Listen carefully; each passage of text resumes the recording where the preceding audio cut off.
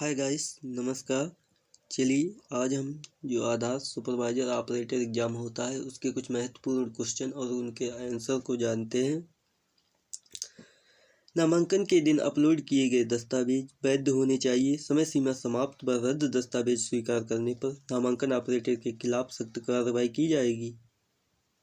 जी हाँ, यदि कोई नामांकन ऑपरेटर ऐसा करता है तो उसके खिलाफ सख्त कार्रवाई जरूर की जाएगी। तो इसका आंसर होगा ऑप्शन नंबर 1 यानी कि सच।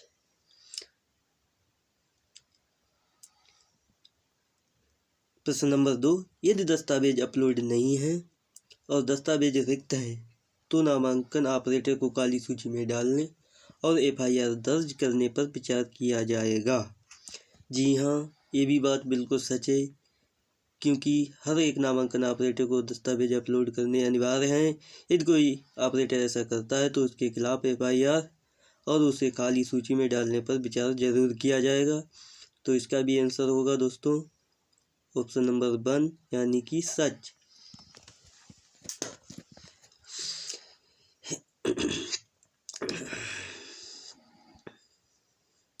शहर के मामले में पता सेक्शन में होना चाहिए। नंबर 1 मकान नंबर, नंबर 2 कॉलोनी स्थान, नंबर 3 क्षेत्र, नंबर 4 शहर, नंबर 5 राज्य, नंबर 6 पिन कोड। ऑप्शन दिए गए हैं पहला, दूसरा और तीसरा और चौथा, पहला, तीसरा और पाँचवा, पहला, दूसरा, चौथा और छठा, या दिए गए सभी विकल्प। तो दोस्तों ये सभी चीज़ें मैंडेटरी हैं, तो इसका आंसर होगा ऑप्शन नंबर 4 यानी दिए गए सभी विकल्प।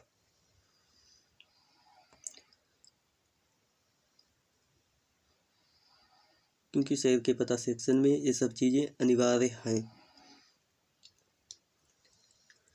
प्रश्न नंबर 4, पता खंड में रिश्ते में मेल नहीं होने पर नीचे दी गई किन त्रुटियों को चिन्हित किया जाएगा।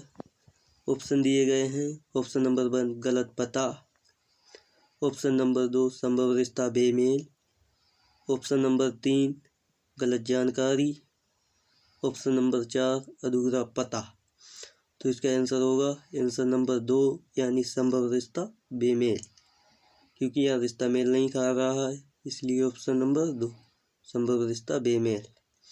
प्रश्न नंबर 5, यदि फोटो 8 साल के लड़के का है और पता अनुभाग में पुत्री श्री दिखाता है तो यह किस प्रकार की त्रुटि दिखाता है। ऑप्शन दिए गए हैं संभव लिंग फोटो बेमेल, अधूरा पता, संभावित उम्र फोटो बेमेल, संभव रिश्ता बेमेल। तो यदि फोटो 8 साल के लड़के का है और पता अनुभाग में श्री है तो यहाँ क्या हुआ, रिश्ता गलत है। तो यहाँ आंसर होगा ऑप्शन नंबर 4 यानी कि संभव रिश्ता बेमेल।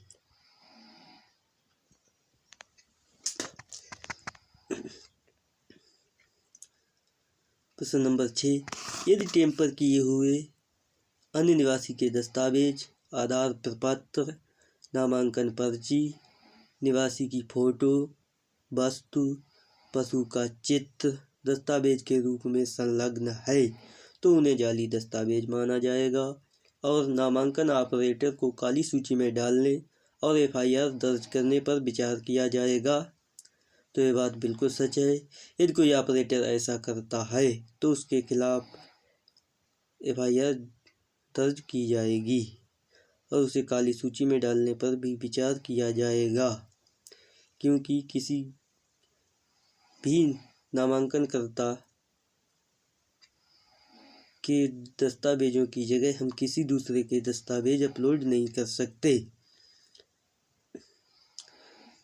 ये प्रश्न नंबर 7, यदि पता अनुभाग में पिन कोड नहीं है तो ऑपरेटर को जिस त्रुटि में चिन्हित करना है वह अपूर्ण पता है। ये बात सच है या झूठ।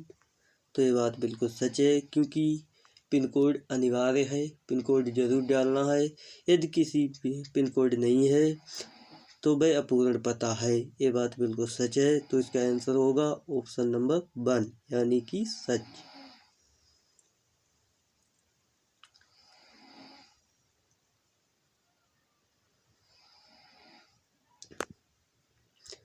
प्रश्न नंबर 8, यदि कोई ऑपरेटर असाधारण अपमानजनक भाषा को कैप्चर करता है तो उसके खिलाफ क्या कार्रवाई की जाएगी। ऑप्शन दिए गए हैं। ऑप्शन नंबर 1, चेतावनी पत्र जारी किए जाएंगे। ऑप्शन नंबर 2, ऑपरेटर आईडी 72 घंटों के लिए अवरुद्ध हो जाएगी। ऑप्शन नंबर 3, ऑपरेटर प्रशिक्षण के लिए भेजा जाएगा।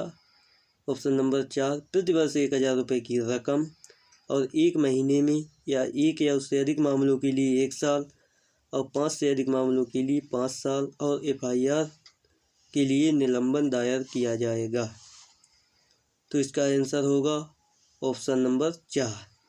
यदि कोई ऑपरेटर असाधारण या अपमानजनक भाषा को कैप्चर करता है तो उसे प्रतिवर्ष 1000 रुपये की रकम और 1 महीने के लिए और उससे अधिक मामलों के लिए 1 साल, 5 और उससे अधिक मामलों के लिए निलंबन 5 साल और FIR के लिए निलंबन दायर जरूर किया जाएगा। तो इसका आंसर होगा ऑप्शन नंबर 4। प्रश्न नंबर 9, ऑपरेटर को 1 वर्ष के लिए ब्लैक लिस्ट और FIR कैसे दर्ज कर सकते हैं। ऑप्शन नंबर 1, निवासी की फ़ोटो के स्थान पर भगवान की फ़ोटो कैप्चर करना, उम्र फ़ोटो मिसमैच, खराब फ़ोटो गुणवत्ता, अधूरा पता। तो इसका आंसर होगा आंसर नंबर 1, क्योंकि निवासी की फ़ोटो के स्थान पर हमें निवासी की ही फ़ोटो अपलोड करनी है। हम किसी भगवान या किसी अन्य चीज़ की फ़ोटो कैप्चर नहीं कर सकते। यदि कोई नामांकन ऑपरेटर ऐसा करता है तो उसे ब्लैक लिस्ट किया जाएगा। प्रश्न 10, यदि ऑपरेटर वयस्क व्यक्ति को बाल नामांकित करता है तो ऑपरेटर के खिलाफ क्या कार्रवाई की जाएगी।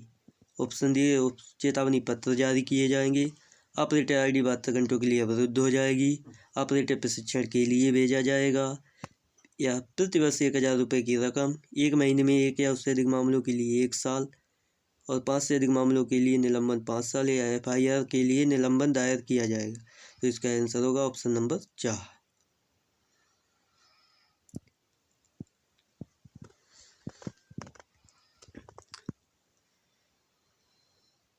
क्योंकि कोई भी ऑपरेटर किसी व्यक्ति को बाल नामांकित नहीं कर सकता। यदि कोई ऐसा करता है तो उसके खिलाफ सख्त से सख्त कार्रवाई की जाएगी।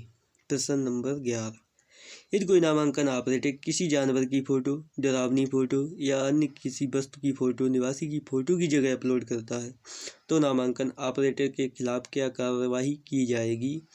ऑप्शन दिए गए हैं। ऑप्शन नंबर 1, चेतावनी पत्र जारी किए जाएंगे। ऑप्शन नंबर 2, ऑपरेटर आईडी 72 घंटों के लिए अवरुद्ध हो जाएगी। ऑप्शन 3, ऑपरेटर प्रशिक्षण के लिए भेजा जाएगा, या प्रतिवर्ष 1000 रुपये की रकम 1 महीने में 1 या उससे अधिक मामलों के लिए 1 साल और 5 से अधिक मामलों के लिए निलंबन 5 साल और FIR के लिए निलंबन दायर किया जाएगा। तो इसका आंसर होगा ऑप्शन नंबर 4। प्रश्न 12, यदि नामांकन ऑपरेटर खराब गुणवत्ता फ़ोटो, स्पष्ट लिंग, जन्म की तारीख जैसी गलती करता है तो क्या कार्रवाई की जाएगी। ऑप्शन दिए गए हैं। चेतावनी पत्र जारी किए जाएंगे, ऑपरेटर आईडी 72 घंटों के लिए अवरुद्ध हो जाएगी।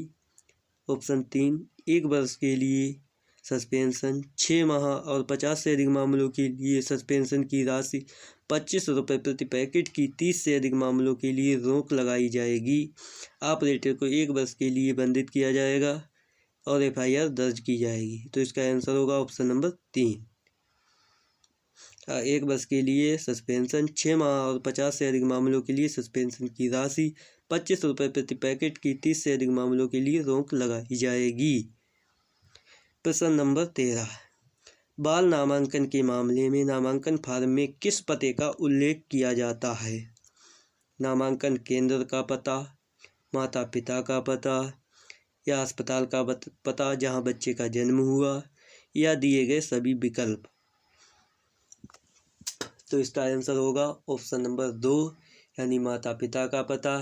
यदि किसी का बाल नामांकन होता है तो उसके पते सेक्शन में माता पिता का पता भरा जाएगा। प्रश्न नंबर 14, क्या नामांकन ऑपरेटर आधार नामांकन के लिए इच्छित राशि का शुल्क ले सकता है। ऑप्शन दिए गए सच या झूठ। तो इसका आंसर होगा ऑप्शन नंबर 2, यानी कि झूठ। कोई भी नामांकन ऑपरेटर आधार नामांकन के लिए इच्छित राशि का शुल्क नहीं ले सकता है।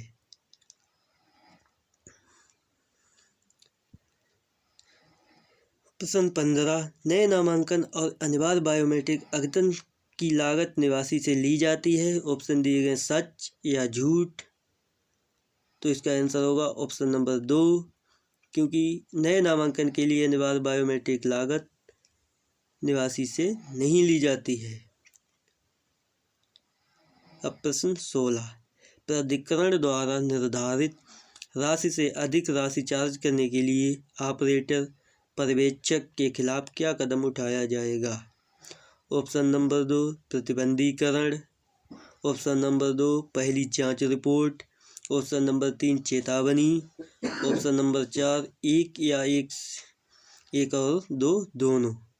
तो इसका आंसर होगा ऑप्शन नंबर 4, पहला और दूसरा यानी दोनों, प्रतिबंधीकरण और पहली जांच रिपोर्ट। प्रश्न नंबर 17, निम्नलिखित में से निवासी के बायोमेट्रिक विवरण को प्रस्तुत करता है। ऑप्शन दिए गए हैं। ऑप्शन नंबर 1, चेहरे की छवि। ऑप्शन नंबर 2, सभी 10 फिंगरप्रिंट्स। ऑप्शन नंबर 3, दोनों आइरिस स्कैन। ऑप्शन नंबर 4, ऊपर दिए गए सभी विकल्प। तो इसका आंसर होगा ऑप्शन नंबर 4, यानी कि दिए गए सभी विकल्प, क्योंकि निवासी की बायोमेट्रिक विवरण के लिए चेहरे की छवि, सभी 10 फिंगरप्रिंट, दोनों आइरिस स्कैन यानी कि सभी की आवश्यकता होती है।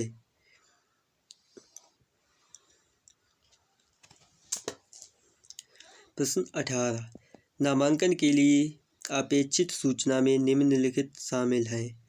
नस्ल और जाति। ऑप्शन नंबर 2, नाम, पता, लिंग, जन्म की तिथि, ईमेल और मोबाइल नंबर। ऑप्शन नंबर 3, निवासी की आय। ऑप्शन नंबर 4, निवासी का चिकित्सा विवरण। तो इसका आंसर होगा ऑप्शन नंबर 2, यानी कि नामांकन के लिए नाम, पता, लिंग, जन्म की तिथि, ईमेल और मोबाइल नंबर की आवश्यकता होती है। अब प्रश्न 19 को देखेंगे। निम्नलिखित में कौन सा निवासी के जनसांख्यिकी का विवरण है। ऑप्शन नंबर 1, ईमेल आईडी और mobile number, fingerprint impression, iris scan या दिए गए सभी विकल्प। तो इसका आंसर होगा ऑप्शन नंबर 1, यानी ईमेल आईडी और मोबाइल नंबर। अब देखते हैं प्रश्न 20, बच्चे के लिए अनिवार्य बायोमेट्रिक अपडेट फीस है। ऑप्शन नंबर 1, बिना किसी शुल्क मूल्य के, यानी ₹10, ₹15, ₹20। तो इसका आंसर होगा ऑप्शन नंबर 1, यानी बिना किसी मूल्य के। प्रश्न 21, यदि किसी निवासी के पास प्रमाण पत्र की आवश्यकता व सहायक दस्तावेजों में से कोई भी नहीं है तो नामांकन डैश विधियों से किया जाता है। ऑप्शन नंबर 1, परिचयकर्ता आधारित नामांकन, परिवार के प्रमुख आधारित नामांकन। ऑप्शन नंबर 2, ऑपरेटर आधारित नामांकन या अन्य नामांकन। ऑप्शन नंबर 3, ऑपरेटर द्वारा प्रदान किया गया नामांकन, इलेक्ट्रॉनिक प्रारूप आधारित नामांकन, EID आधारित नामांकन, प्राधिकरण आधारित नामांकन। तो इसका आंसर होगा ऑप्शन नंबर 1, क्योंकि परिचयकर्ता आधारित नामांकन या परिवार के मुखिया आधारित नामांकन। प्रश्न 22, बायोमेट्रिक विवरण अपडेट के लिए निवासी निम्नलिखित में किस मोड का प्रयोग कर सकता है। ऑप्शन दिए गए हैं ऑनलाइन मोड। ऑप्शन नंबर 2, नामांकन केंद्र पर जाकर या दिए गए सभी विकल्प। तो इसका आंसर होगा ऑप्शन नंबर 2, यानी नामांकन केंद्र पर जाकर ही बायोमेट्रिक विवरण को अपडेट कर सकते हैं।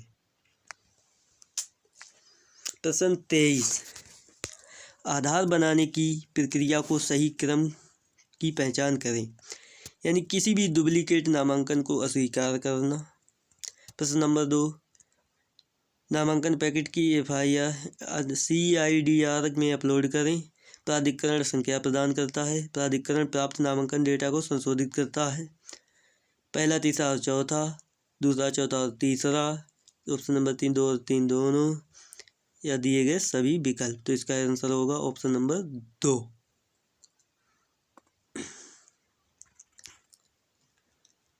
प्रश्न 24, एक निवासी प्राधिकरण की वेबसाइट पर अपने आधार विवरण में किए गए अपडेट की स्थिति को कैसे ट्रैक कर सकता है? केवल आधार संख्या का प्रयोग करके। ऑप्शन नंबर 2, SSUP पर मुद्रित EID का प्रयोग करके, केवल मोबाइल नंबर का प्रयोग करके, या विवरण निवासी की ईमेल पर भेजा जाएगा। इसका आंसर होगा ऑप्शन नंबर 2, यानी SSUP पर मुद्रित EID डालकर। ऑप्शन नंबर 25, आधार बनाने की प्रक्रिया में डुप्लीकेशन प्रक्रिया क्या है? किसी भी डुप्लीकेशन नामांकन की जांच करना और अस्वीकार करना। ऑप्शन नंबर 3, नामांकन जानकारी को बैकअप के रूप में कॉपी करना। इस बात की जानकारी करना कि किसी अन्य व्यक्ति का पता ठीक भी एक जैसा और पर इसे अस्वीकार करना, या दिए गए सभी विकल्प। तो इसका आंसर होगा ऑप्शन नंबर 1। अब प्रश्न 26, निम्न में किसको अनिवार्य अपडेट की आवश्यकता होती है? निवासी के नाम को सही करना, ईमेल ID अपडेट करना, 5 साल की उम्र प्राप्त करने वाले बच्चों की बायोमेट्रिक जानकारी, या फ़ोन नंबर अद्यतन करना। तो इसका आंसर होगा ऑप्शन नंबर 3, यानी 5 साल की उम्र प्राप्त करने वाले बच्चों की बायोमेट्रिक जानकारी अपडेट करना अनिवार्य होता है। आधार संख्या को भौतिक रूप से भेजी जा सकती है जिसमें डैश शामिल हैं।